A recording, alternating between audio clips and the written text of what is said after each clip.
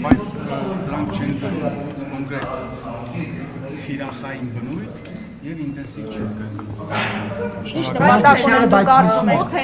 Լսեք, հիմա սահմանան, լսեք, դա ես չեմ կարող ձեզ այդքան դեպք բացատրեմ։ Դա պետքա գոնե մի երկու ամիս սահման պահած լինեք, որ իմանաք դա ինչի համար է արվում։ Հիմա դուք կարող բացատրեք։ Չէ,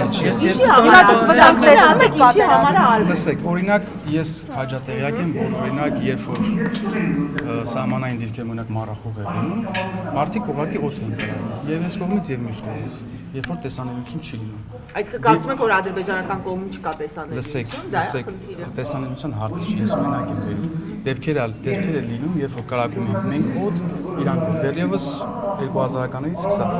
Դա հակառակորդին տեղյակ պահելու մասին է, որ մենք մեր դիրքերում ենք եւ նույնը իրենք էին անում։ Այս կրակոցները վերջի օրերին ես շատ լավ քաջատեղյակ եմ, սրանք չեն կրում կոնկրետ թիրախավորված եւ ինտենսիվ բնույթ չեն կրում։ Վիրավորներ չկան։ Ոչ, դա պատճառներից մեկն է, էլի եմ ասում, դրա համար դուք սահման չեք բայց չեք կարող դրա մասին իմանալ։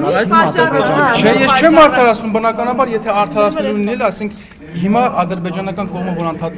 բան հապատակություններ տարածում, որ հայկական կողմը կրակում է։ Նույն Սյունիքի դիրքերի ուղղությամբ։ Դա համապատասխանում է իրականություն, թե ոչ։ Չէ, վտանգներ չեք տեսնում, որ ասում եք պատճառներից։ Եթե կրակոց կա, վտանգ ամեն դեպքում կա։ Բա Հայաստանի պաշտպանության նախարարության հաղորդակցությունը կարդացել եք, այնտեղ բան կա, որ անհասկանալի։ Ասում եմ վտանգավոր չեն այդ կրակոցները, բայց խնածախի բնակիչներն անհանգստացած են։ Լսեք,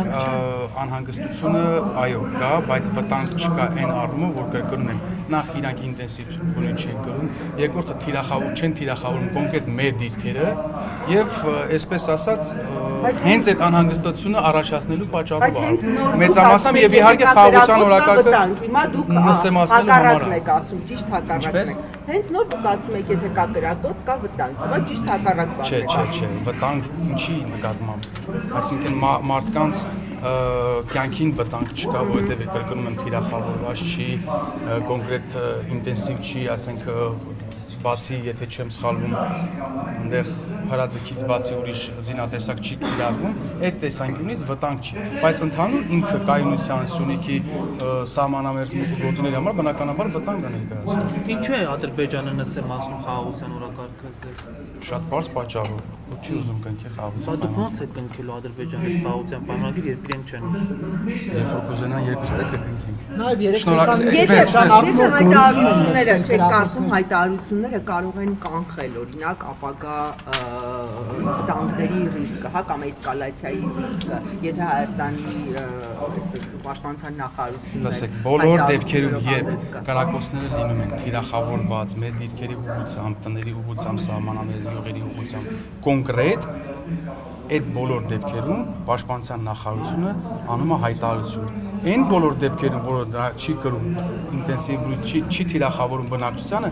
ես կարծում եմ, որ հայտարարելը դրա մասին պաշտպանության նախարարության կողմից կարող է հակառակ էֆեկտ է տալ։ Իսկ կարող է կանխարգելիչ քայլ ունենա, դա չէ։ Լսեք, ինչի կանխարգելիչ։ Ես չեմ կարծում։ Ապագա ռիսկերի։ Ոչ, չեմ կարծում։ Շնորհակալություն։ Քաղաքացիական պայմանագիր կուսակցություն Սարիկ Մինասյան Սարի պես Գյումրու թիկունքին Քաղաքացիական պայմանագիր